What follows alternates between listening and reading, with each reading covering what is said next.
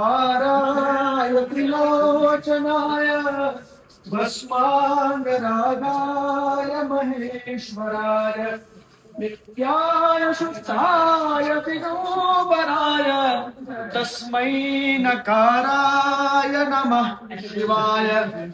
मंदाकिनी सलिलचंदन चर्चिताय नंदीश्वर प्रमथनाथ महेश्वराय मंदार पुष्प बहु पुष्प सुपूजिताय तस्मै मकाराय नमः शिवाय शिवाय गौरी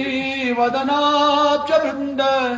सूर्याज दक्षाद्वरनाशकाय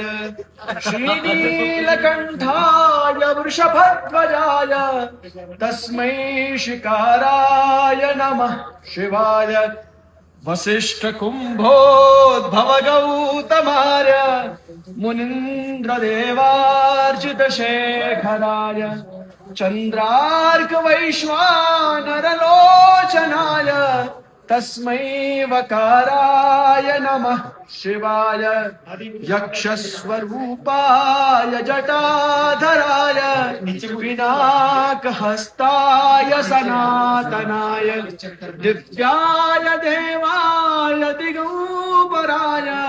तस्मै यकाराय नमः शिवाय पंचाक्षरमिदं स्तोत्रम् यत् पठेन् शिवसन्निधौ शिवलोकमवाप्नोति शिवेन सह मोदते इति श्रीमच्छङ्कराचार्य विरचितं शिवपञ्चाक्षरस्तोत्रं सम्पूर्णम्।